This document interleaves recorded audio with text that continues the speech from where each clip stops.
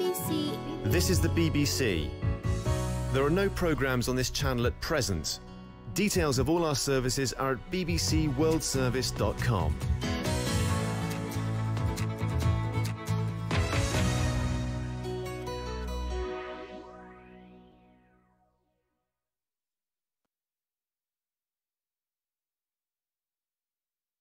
BBC Bangla. এখন রাত 10:30। একটু পরেই শুনবেন সর্বশেষ বিশ্ব সংবাদ। আপনারা বিবিসি শুনছেন ঢাকায় FM 100, চট্টগ্রামে 88.8, রাজশাহীতে 88.8।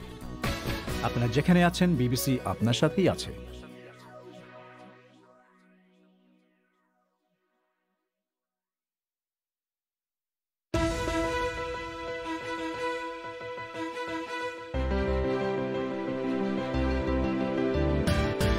বিবিসি বাংলার পরিক্রমায় আজকে প্রধান খবর, করোনা ভাইরাসের টিকা নিরাপদ, এই বার্তা দিতে মার্কিন ভাইস প্রেসিডেন্ট মাইক পেন্সের টিকা নেবার দৃশ্য টিভিতে সম্প্রচার করা হয়েছে। বাংলাদেশের কুষ্টিয়ায় একজন ব্রিটিশ বিরোধী বিপ্লবীর ভাস্কর্য ভাঙচুরের ঘটনায় পুলিশ 3 ব্যক্তিকে আটক করেছে। বঙ্গবন্ধুর ভাস্কর্যের উপর যখন আঘাত এসেছিল তখনই প্রশাসনকে নির্দেশনা দেওয়া হয়েছিল প্রত্যেকটা ভাস্কর্যকে কেন্দ্র করেই ওখানে একটা নিরাপত্তা নিশ্চিত করা, কিন্তু আমরা এখানে দুর্ভাগ্যজনকভাবে বাঘাযতীনের ভাস্কর্যের উপর আঘাত চাপানো হয়েছে। থাকবে এ নিয়ে বিস্তারিত। আর বাংলাদেশ থেকে অভিবাসী শ্রমিকদের বিদেশে পাঠানোর প্রক্রিয়া আবার শুরু, তবে স্বাভাবিক পরিস্থিতি আবার ফিরে আসতে অনেক সময় লাগবে বলছেন বিশেষজ্ঞরা। শেষে রয়েছে বিশেষ রিপোর্ট, আওয়ামী লীগ বা সরকারের সামনে ভাস্কর্য ইস্যু কত বড় চ্যালেঞ্জ। তবে শুরুতেই বিশ্ব সংবাদ।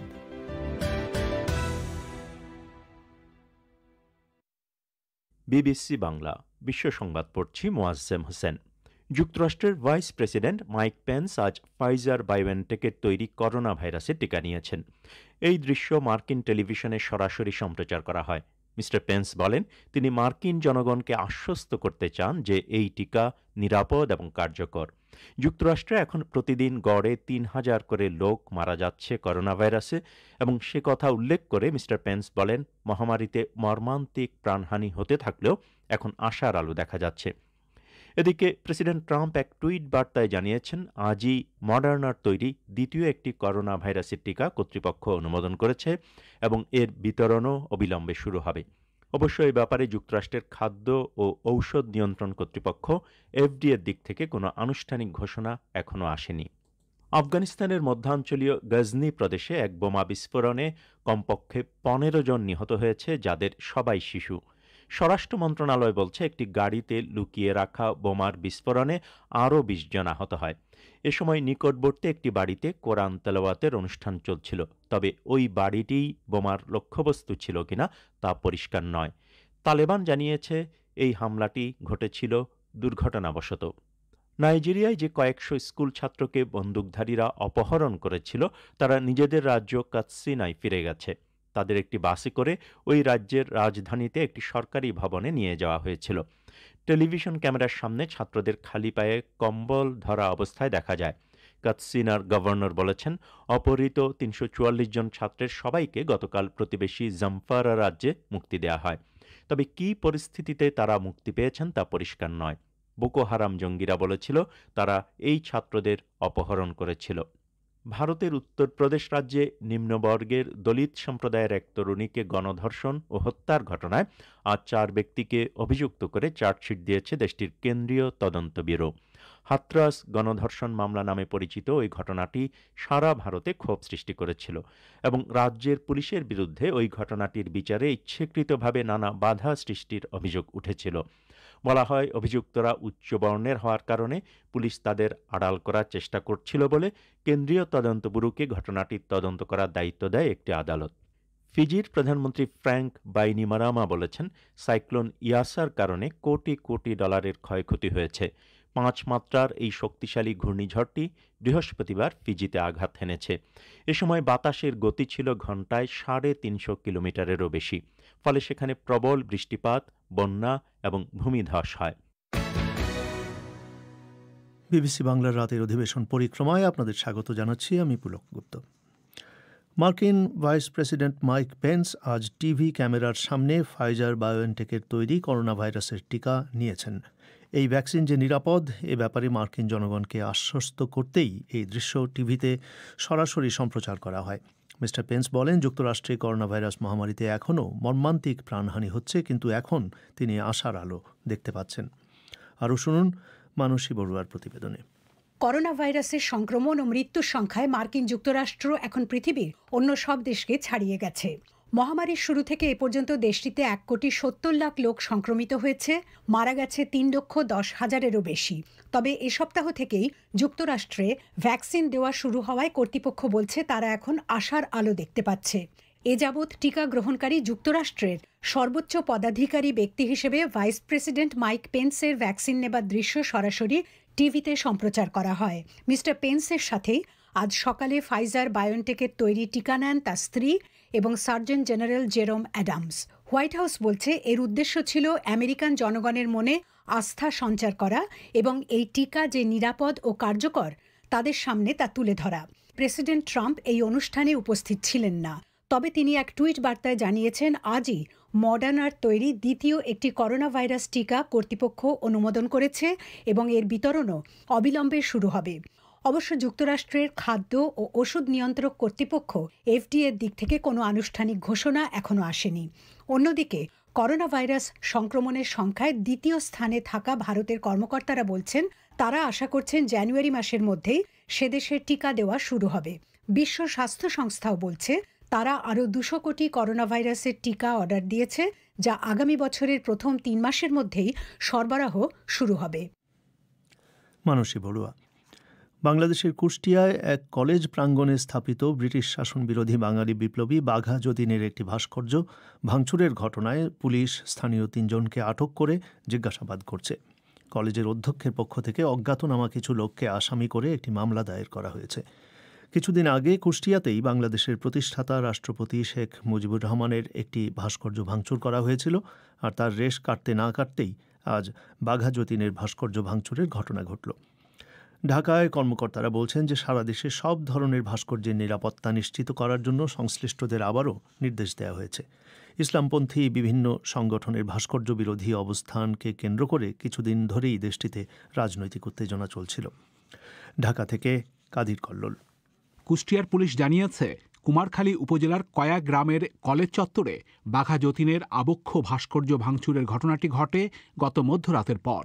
ভাস্কর্যটির মুখের ডান পাশ এবং নাকের উপর আঘাত করে ভেঙে দেয়া হয়েছে। ঘটনার খবর ছড়িয়ে পড়ে আজ সকালে। পুলিশ ঘটনার ব্যাপারে সন্দেহভাজন স্থানীয় 3 জনকে আটক করে জিজ্ঞাসাবাদ করছে। যে ইউনিয়নে এই ভাঙচুরের ঘটনা ঘটেছে সেই কয়া ইউনিয়নের চেয়ারম্যান জিয়াউল ইসলাম জানিয়েছেন কলেজটির রাতের পাহারাদার রাত 1টার দিকে ভাঙচুরের শব্দ শুনতে পান। তখন পাহারাদার কলেজ ভবন থেকে চত্বরে এসে 2টি মোটরসাইকেলে কয়েকজনকে দ্রুত চলে যেতে দেখেন। পাহারাদার এই তথ্য দিয়েছে বলে ইউনিয়ন চেয়ারম্যান উল্লেখ করেন।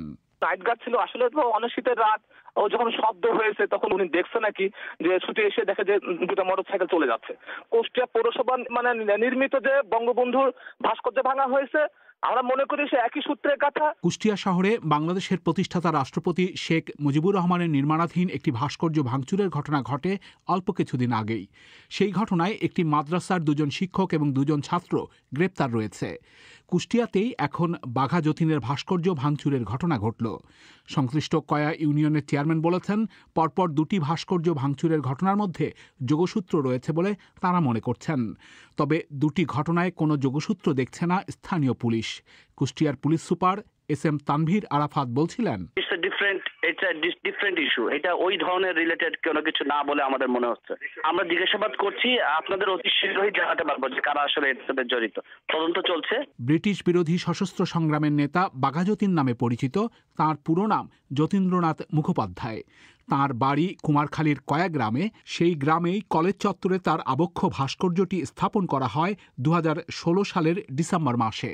এদিকে ঢাকার ধোলাইপাড় এলাকায় শেখ মুজিবুর রহমানের নির্মাণাধীন ভাস্কর্যের বিরোধিতা করে ইসলামপন্থী বিভিন্ন সংগঠন মাঠে নামে কয়েক সপ্তাহ আগে। সেই প্রেক্ষাপটে ভাস্কর্য কেন্দ্রিক এক ধরনের উত্তেজনা রয়েছে। একজন ভিজুয়াল আর্টিস্ট নাজিয়া আন্দালি প্রিমা বলেছেন পরপর 2টি ভাস্কর্য ভাঙচুরের ঘটনায় সারা দেশে ভাস্কর্যের নিরাপত্তা নিয়ে শঙ্কা আরও বাড়িয়ে দিয়েছে। ভাস্কর্য যে ভাঙা হচ্ছে বা অবমাননা করা হচ্ছে, এটা আমরা যে সমাজে বাস করছি তার একটা পরিচায়ক। হ্যাঁ, আমি বলবো এটা একটা অ্যালার্মিং, এটা একটা অ্যালার্ম করাচ্ছে আমাদের যে আমরা আসলে কোন দিকে যাচ্ছি। তো এটা যদি আমরা এটাকে যদি অ্যালার্ম হিসেবে নেই এবং সেইভাবে যদি আমরা পদক্ষেপ নেই, ঝুঁকি এড়ানো যাবে, তবে ঝুঁকির মুখে যাচ্ছেও। ইসলামপন্থীদের বিরোধিতার মুখে সরকার সারা দেশে ভাস্কর্যের নিরাপত্তা দেওয়ার কথা বলেছিল। এরপরও কোনো ধরনের নিরাপত্তা ব্যবস্থা না থাকায় এখন বাঘা যতীনের ভাস্কর্য ভাঙচুর করা সম্ভব হয়েছে বলে স্থানীয় জনপ্রতিনিধি অভিযোগ করেছেন। এই অভিযোগ খতিয়ে দেখার কথা বলছে স্থানীয় প্রশাসন। কুষ্টিয়ার একটি আসনের সংসদ সদস্য এবং আওয়ামী লীগের যুগ্ম সাধারণ সম্পাদক মাহবুবুল আলম হানিফ বলেছেন, নিরাপত্তা নিশ্চিত করার ব্যাপারে আবারও তারা নির্দেশ দিয়েছেন। বঙ্গবন্ধুর ভাস্কর্যের উপর যখন আঘাত এসেছিল তখনই প্রশাসনকে নির্দেশনা দেওয়া হয়েছিল প্রত্যেকটা ভাস্কর্যকে কেন্দ্র করেই ওখানে একটা নিরাপত্তা নিশ্চিত করা, যেমন হয়তো সিসিটিভি ক্যামেরা সহ প্রয়োজনে ওখানে আনসার সদস্য বা পাহাড়ের ব্যবস্থা করা, বা স্কুল বা কলেজে যে সমস্ত জায়গায় ভাস্কর্য আছে সেখানে কলেজের বা স্কুলের প্রধান এবং ম্যানেজিং কমিটিকে নির্দেশনা দেওয়া, যাতে তাদের সেই স্থাপনাগুলো তারা যথাযথভাবে এটা নিরাপত্তা নিশ্চিত করতে পারে। কিন্তু আমরা এখানে দুর্ভাগ্যজনকভাবে বাঘা যতীনের ভাস্কর্য আঘাতটা করা হয়েছে। মিস্টার হানিফ আরও বলেছেন, ভাস্কর্য রক্ষার ব্যাপারে জনসাধারণকেও সচেতন করা প্রয়োজন বলে তারা মনে করছেন। সেজন্য জনসাধারণকে সম্পৃক্ত করার ব্যবস্থাও তারা নিচ্ছেন। ঢাকা থেকে কাদির কল্লোলের প্রতিবেদন। শ্রোতাদের এখানে জানিয়ে দিই আগামীকাল শনিবারের বিবিসি বাংলার ফোন ইনের বিষয়। বাংলাদেশে শেখ মুজিবের ভাস্কর্য নির্মাণকে কেন্দ্র করে ইসলামপন্থী সংগঠনগুলোর সঙ্গে সরকারের বিরোধ চলবার মধ্যেই কুষ্টিয়ায় গত কয়েকদিনের মধ্যে 2টি ভাস্কর্যের ক্ষতি সাধনের ঘটনা ঘটেছে। বাংলাদেশের বিভিন্ন স্থানে যে ভাস্কর্যগুলো রয়েছে সেগুলোর নিরাপত্তার জন্য সরকারের কী করা উচিত বলে আপনি মনে করেন? এ নিয়েই হবে বিবিসি বাংলার শনিবারের ফোন ইন। এতে যোগ দিতে চাইলে 01714115578 এই নম্বরে SMS করে আপনার নাম, ঠিকানা এবং ফোন নাম্বার জানিয়ে দিন। অনুষ্ঠানের আগে আমরাই আপনার সঙ্গে যোগাযোগ করব। আপনারা শুনছেন বিবিসি বাংলার রাতের অধিবেশন পরিক্রমা। বাংলাদেশ থেকে অভিবাসী শ্রমিকদের বিদেশে পাঠানোর প্রক্রিয়া সীমিত আকারে আবার শুরু হয়েছে, তবে পরিস্থিতি স্বাভাবিক হতে আরও অনেক সময় লাগবে বলেই মনে করা হচ্ছে। বিশ্বব্যাপী করোনা ভাইরাস মহামারী দেখা দেওয়ার পর বড় ধরনের বিপর্যয় নামে বাংলাদেশের বৈদেশিক কর্মসংস্থানে। গত কয়েক বছর ধরেই বাংলাদেশ থেকে 7 থেকে 8 লাখ পর্যন্ত অভিবাসী দেশের বাইরে কাজ করতে যেতেন, কিন্তু চলতি বছর সেটা প্রায় বন্ধ হয়ে যায়। উল্টো চাকরি হারিয়ে বিভিন্ন দেশ থেকে বাংলাদেশে ফিরে আসতে বাধ্য হন অনেক প্রবাসী শ্রমিক। তবে করোনা ভাইরাস পরিস্থিতি এখন আগের চাইতে কিছুটা নিয়ন্ত্রণে আসায় খুব স্বল্প পরিসরে হলেও অভিবাসীদের পাঠানোর প্রক্রিয়া আবার শুরু হয়েছে বলে জানিয়েছে প্রবাসী কল্যাণ মন্ত্রণালয়, এবং বিভিন্ন ভ্যাকসিনের আবিষ্কারের ফলে এই গতি আরও ত্বরান্বিত হবে বলে তারা মনে করছেন। তবে বিশেষজ্ঞরা বলছেন যে আগের পরিস্থিতি ফিরে আসতে এখনও অন্তত 2-1 বছর সময় লাগবে। ঢাকা থেকে সঞ্জনা চৌধুরী।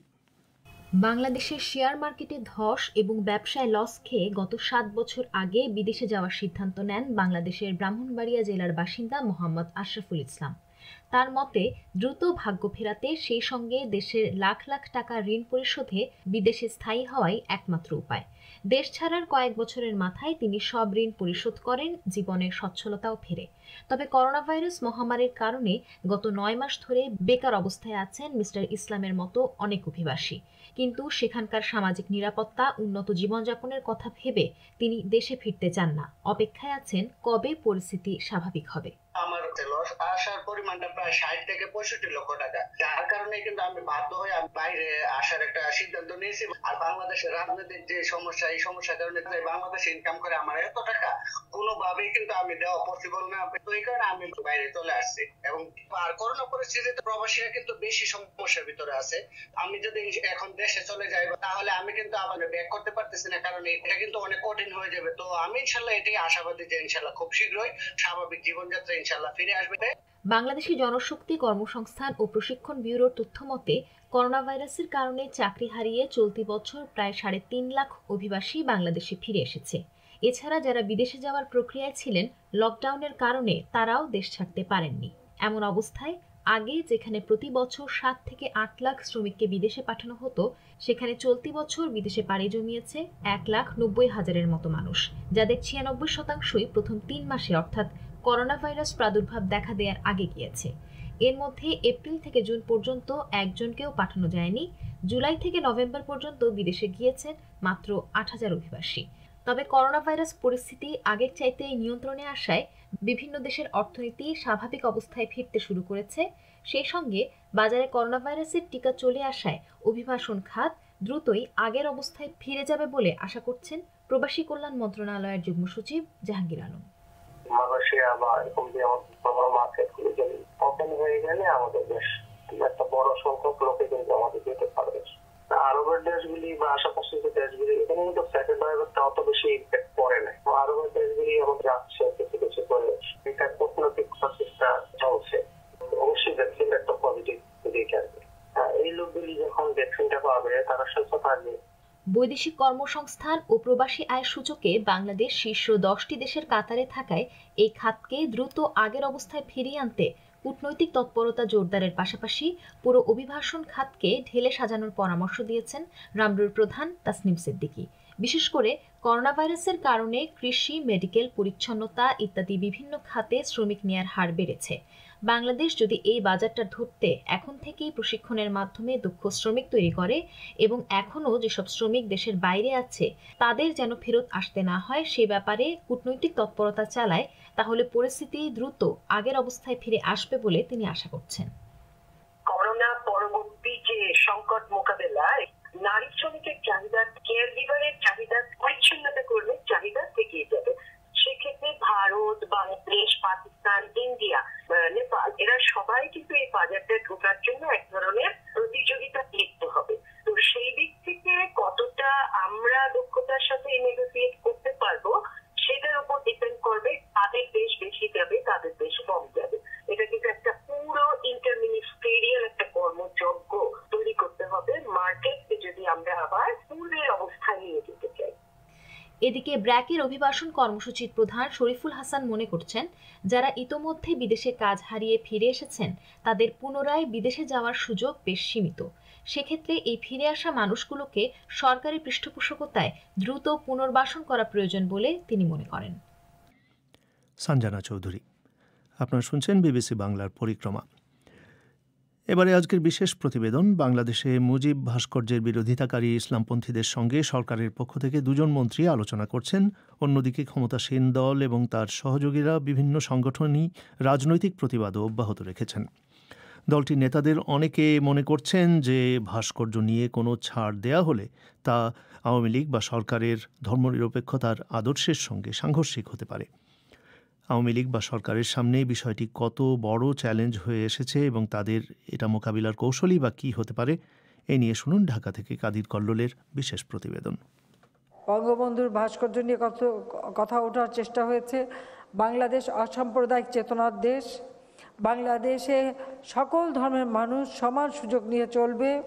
আমি আপনাদেরকে এটুকু বলবো যে সবাইকে যে কোনো পরিস্থিতি সহনশীলতার সাথেই মোকাবেলা করতে হয়, সেটাই করতে হবে। প্রধানমন্ত্রী শেখ হাসিনা প্রথমবারের মতো ভাস্কর্য ইস্যুতে সরাসরি বক্তব্য দিয়েছেন 16ই ডিসেম্বর বিজয় দিবসে দলীয় এক অনুষ্ঠানে। তবে ভাস্কর্য বিরোধী অবস্থান নিয়ে ইসলামপন্থীরা গত নভেম্বরের শুরুতে মাঠে নামে ঢাকার ধোলাইপাড় এলাকায় বাংলাদেশের প্রতিষ্ঠাতা রাষ্ট্রপতি শেখ মুজিবুর রহমানের একটি নির্মাণাধীন ভাস্কর্যের বিরুদ্ধে ইসলামী আন্দোলন, খেলাফত মজলিস এবং হেফাজতে ইসলাম নভেম্বরে কয়েকদিন ধরে সমাবেশ, মিছিল সহ বিভিন্ন কর্মসূচি পালন করে। মূর্তির নামে, ভাস্কর্যের নামে মূর্তি স্থাপনের প্রতিবাদে আজকের এই গণসমাবেশে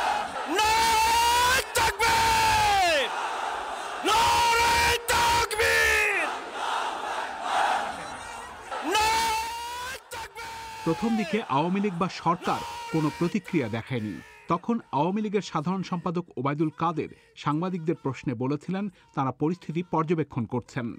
কুষ্টিয়ায় শেখ মুজিবের নির্মাণাধীন আরেকটি ভাস্কর্য ভাঙচুরের ঘটনা যখন ঘটে তখন আওয়ামী লীগ রাজপথে নামে।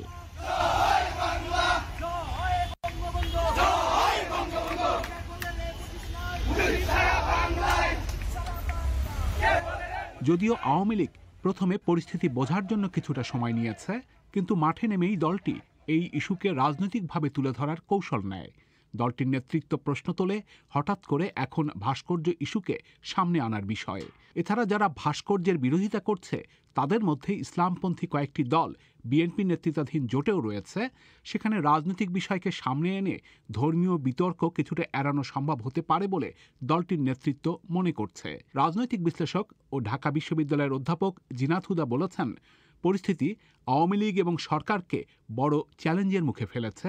দলটিকে শক্ত অবস্থানে থেকে এই চ্যালেঞ্জ মোকাবেলা করা ছাড়া অন্য পথ খোলা নেই বলে তিনি মনে করেন। ভাস্কর্যের যে ইস্যুটা এই মুহূর্তে এসে দাঁড়িয়েছে, আমার মনে হয় যে এটা অবশ্যই আওয়ামী লীগের জন্য একটি বড় চ্যালেঞ্জ, কিন্তু আমি আবার এটাও বিশ্বাস করি যে এই চ্যালেঞ্জকে আওয়ামী লীগকে মোকাবেলা করতে হবেই, কারণ আওয়ামী লীগের তো আর কোনো পথ নাই। এই চ্যালেঞ্জকে আওয়ামী লীগকে মোকাবিলা করতেই হবে, আওয়ামী লীগের নিজের অস্তিত্বের প্রয়োজনে এবং বাংলাদেশের যে মূলধারার যে রাজনীতি, স্বাধীনতার চেতনা, মুক্তিযুদ্ধের মূল্যবোধ এবং অগ্রসরমান যে বাংলাদেশ, সেটা আমি বিশ্বাস করি আওয়ামী লীগ সেই জায়গা থেকেই আওয়ামী লীগকে এই চ্যালেঞ্জটা গ্রহণ করতে হবে। শক্ত অবস্থান নেওয়া ছাড়া আওয়ামী লীগের সামনে অন্য কোনো পথ খোলা নেই বলে বিশ্লেষকরা মনে করছেন। কিন্তু আওয়ামী লীগ ইস্যুটিকে রাজনৈতিক রূপ দেওয়ার কৌশল যেমন নিয়েছে, একই সাথে ইসলামপন্থীদের মাঝেই রাজনৈতিকভাবে বিভক্তি এনে ভাস্কর্য বিরোধীদের চাপে ফেলার চেষ্টা তাদের রয়েছে। হেফাজতে ইসলামীরই নেতৃত্ব নিয়ে দ্বন্দ্বের জেরে একটা অংশ সংগঠনটির বাইরে রয়েছে, তাদের সেই দ্বন্দ্বের সুযোগ সরকার নিচ্ছে। এদিকে বিভিন্ন জেলায় আওয়ামী লীগের মাঠ পর্যায়ের নেতাকর্মীদের অনেকের সাথে কথা বলে মনে হয়েছে দলটির তৃণমূল আপোষের পক্ষে নয়। বন্দরনগরী চট্টগ্রাম থেকে আওয়ামী লীগের একজন নেত্রী জিনাত সোহানা চৌধুরী বলেছেন, আপোষ করা হলে সেটা ভিন্ন বার্তা দেবে। আমি মনে করি যে এইসব বিষয়ে বঙ্গবন্ধুর প্রশ্নে যাতে কোনো আপোষ না হয়, দেশের সার্বভৌমত্ব, দেশের কৃষ্টি, দেশের কালচার, দেশের সংবিধানের প্রশ্নে যাতে কোনো ধরনের আপোষ করা না হয়। আলোচনা হতে পারে কিন্তু আপোষ নয়। আওয়ামী লীগ এবং সরকারের পক্ষ থেকে বলা হচ্ছে, মুজিব ভাস্কর্য নির্মাণ করা থেকে তারা সরে আসবে না। সেজন্য ভাস্কর্য বিরোধীদের উপর আইনগত ব্যবস্থা নেওয়ার এক ধরনের হুমকিও সরকারের দিক থেকে রয়েছে। অন্যদিকে এখন শীতে ইসলামপন্থীদের ধর্মীয় সমাবেশ বা ওয়াজ করার মৌসুম। এরই মধ্যে ভাস্কর্য বিরোধী ইসলামপন্থী নেতাদের কয়েকজন বাধা পেয়ে এবং নিরাপত্তার আশঙ্কা থেকে কয়েকটি জায়গায় তাদের ধর্মীয় সমাবেশ বা ওয়াজ স্থগিত করেছেন। এই বিষয়টি তাদের বড় ধরনের একটা চাপে ফেলেছে বলে তাদেরই অনেকের সাথে কথা বলে মনে হয়েছে। যদিও সরকারের দিক থেকে চাপ তৈরির নানা কৌশল দৃশ্যমান হচ্ছে, কিন্তু দুপক্ষ থেকেই যোগাযোগের ভিত্তিতে আলোচনাও শুরু হয়েছে। সিনিয়র মন্ত্রী এবং আওয়ামী লীগের প্রেসিডিয়াম সদস্য ডক্টর আব্দুর রাজ্জাক বলেছেন, আলোচনা হলেও তাদের দলের নেত্রী ভাস্কর্য নিয়ে কোনো ছাড় দেবেন না এবং দুজন মন্ত্রী আলোচনায় সেই বার্তাই দিয়েছেন। আলোচনায় সেখানে তাদেরকে স্পষ্টই বলা হয়েছে যে ভাস্কর্য করবে না, ইয়ের থেকে আওয়ামী লীগ কোনোদিনই সরে আসবে না। তারা বলছে যে ওই জায়গায় কয়েকটা মাদ্রাসা আছে, কি আছে, ওখানে একটু দূরে টুরে করার জন্য এগুলো নিয়ে আলোচনা হচ্ছে, কিন্তু সারা দেশে ভাস্কর্য হবে, করতে দেওয়া হবে না, সেটা নিয়ে কোনো আলোচনার কোনো সুযোগ নেই। এটা তাদেরকে সুস্পষ্টই বলা হয়েছে। এখন সরকারের পক্ষে স্বরাষ্ট্রমন্ত্রী এবং ধর্ম প্রতিমন্ত্রী দুজন মন্ত্রী ইসলামপন্থীদের সাথে আলোচনা চালাচ্ছেন সমাধানের ব্যাপারে। আওয়ামী লীগ বা সরকার তাদের অবস্থান ধরে রাখতে পারবে নাকি সমঝোতা করবে, এমন সব প্রশ্নে নানা আলোচনা রয়েছে। মুক্তিযুদ্ধের নেতৃত্ব দেওয়া দল আওয়ামী লীগ নিজেদের ধর্মনিরপেক্ষতার ধারক বাহক হিসেবে মনে করে, দলটি তাদের ইসলাম রক্ষক হিসাবেও দেখাতে চায়। কওমি মাদ্রাসা ভিত্তিক সংগঠন হেফাজতে ইসলাম আহমেদ শফির নেতৃত্বে ঢাকা অবরোধের ডাক দিয়ে শাপলা চত্বরে অবস্থান নিয়েছিল 2013 সালে। এরপর হেফাজতের সাথে শেখ হাসিনার সরকারের সখ্যতা গড়ে উঠেছিল এবং দৃশ্যমানও হয়েছিল। কট্টরপন্থীদের সাথে ভারসাম্য রক্ষা করার কারণে ধর্মনিরপেক্ষতার চেতনা সংকটে বা হুমকির মুখে পড়ছে বলে রাজনৈতিক অঙ্গনে আলোচনা রয়েছে। ডক্টর রাজ্জাক বলেছেন, বাংলাদেশের বাস্তবতায় তাঁদের বিভিন্ন সময় কৌশল নিতে হয়েছে, কিন্তু তিনি দাবি করেছেন তারা কখনো আপোষ করেননি। আওয়ামী লীগ তো তার প্রতিষ্ঠা লগ্ন থেকেই ধর্মনিরপেক্ষতায় বিশ্বাস করে এবং এই নীতি থেকে কখনো কিন্তু বিচ্যুত হয়নি এবং এই প্রশ্নে কোনো আপোষেরও প্রশ্ন। কৌশলের কারণে অনেক সময় হয়তো কিছু কিছু ক্ষেত্রে আমাদের হতে পারে, কিন্তু মূল চেতনা থেকে, মূল দর্শন থেকে আমরা কখনো বিচ্যুত হই নাই। আওয়ামী লীগ এবং ইসলামপন্থীরা যখন আলোচনা চালাচ্ছে তখন দুই পক্ষ থেকেই ছাড় দেওয়ার প্রশ্ন আসে। এই আলোচনায় রাজনৈতিক নেতৃত্ব বা আওয়ামী লীগকে সম্পৃক্ত করা হয়নি। দলটির নেতারা বলেছেন, প্রধানমন্ত্রীর সম্মতিতেই দুজন মন্ত্রী ইসলামপন্থীদের সাথে আলোচনা করছেন। বিশ্লেষকরা মনে করেন, আওয়ামী লীগ আলোচনায় যখন বসেছে তখন তাদের কোনো না কোনো ছাড় দিতে হতে পারে। লেখক ও গবেষক মহিউদ্দিন আহমেদ বলেছেন, রাষ্ট্র ক্ষমতায় টিকে থাকার জন্য এর আগে আওয়ামী লীগ বিভিন্ন ক্ষেত্রে ইসলামপন্থীদের ছাড় দিয়েছে। তিনি মনে করেন, এখন শেখ মুজিবের ভাস্কর্য ইস্যু হওয়ার কারণেই আওয়ামী লীগ আপোষ করা না করার প্রশ্নে দোটানায় পড়েছে। ক্ষমতায় থাকার জন্য এরা অনেক সময় আপোষ করে, কিন্তু এখানে সমস্যাটা হয়ে গেল যে এটা অন্য কিছু হলে হয়তো তারা এতদিনে আপোষ করেই ফেলতো। যেহেতু ভাস্কর্যটা বঙ্গবন্ধুর, এই জন্য তারা অত সহজে এটা গিলতে পারছে না, উগ্রাতেও পারছে না, এইরকম একটা দোটানার মধ্যে আছে। তারপরেও আমি বলবো যে ইস্যুতে তারা এটার বিরোধিতা করছে, এই বস্তা পচা মধ্যযুগীয় মোল্লাতন্ত্র কোনোভাবেই আমাদের মতন একটি স্বাধীন দেশে গ্রহণযোগ্য না। আওয়ামী লীগ সরকারের সময় হেফাজতের দাবির মুখে সুপ্রিম কোর্ট চত্বর থেকে গ্রিক দেবীর আদলে নির্মাণ করা ভাস্কর্য সরিয়ে নেওয়ার বিষয়টি উদাহরণ হয়ে রয়েছে। কিন্তু এখন শেখ মুজিবের ভাস্কর্য নিয়ে কোনো আপোষ করা হলে দেশের সব ধরনের ভাস্কর্যই হুমকির মুখে পড়বে বলে বিশ্লেষকরা মনে করেন। অধ্যাপক জিনাত হুদা বলেছেন, ধর্মভিত্তিক রাজনীতিকে প্রশ্রয় দিলে সেটা সংকট তৈরি করে বলে তিনি মনে করেন। এখানে আলাদাভাবে একটি গোষ্ঠীকে বা একটি গোষ্ঠীর মতামতকে প্রাধান্য দিয়ে আসলে কোনো রাজনৈতিক দল টিকতে পারেনি। পাকিস্তান মুসলিম জাতীয়তাবাদ ভিত্তিক ছিল, টিকতে পারেনি। বিএনপিও ধর্মকে নিয়ে কিন্তু খেলেছে, টিকতে পারেনি। এরশাদও টিকতে পারেনি। সুতরাং আওয়ামী লীগের আমার মনে হয় বঙ্গবন্ধুর শিক্ষা তো যে শিক্ষা আছেই, তাছাড়া এই পূর্বোক্ত যে রাজনৈতিক আশেপাশে যে রাজনৈতিক দলগুলো আছে সেখান থেকেও আমার মনে হয় আওয়ামী লীগের কাছে অত্যন্ত পরিষ্কার হওয়া উচিত, এই অঞ্চলের মানুষ ধর্মকে নিয়ে আশ্রয় নিয়েই বাঁচবে, সেটিকেই গুরুত্ব দিতে হবে। কিন্তু একটি বিশেষ শ্রেণীর যে ধর্মান্ধ গ্রুপ এবং ধর্মের যে অপব্যাখ্যা, তার চেয়ে বড় কথা ধর্মকে রাজনৈতিক হাতিয়ার হিসাবে ব্যবহারের যে প্রক্রিয়া এবং অপপ্রচার, এটা আওয়ামী লীগের নিয়ন্ত্রণে নিয়ে আসতেই হবে। আওয়ামী লীগ আলোচনায় কতটা ছাড় দেবে, দলটির ভেতরেও সেই প্রশ্ন রয়েছে। একই সাথে আওয়ামী লীগের নেতাকর্মীরা এখনকার সংকট কাটিয়ে ওঠার ক্ষেত্রেও তাদের দলের নেত্রী শেখ হাসিনার উপর ভরসা রাখতে চাইছেন।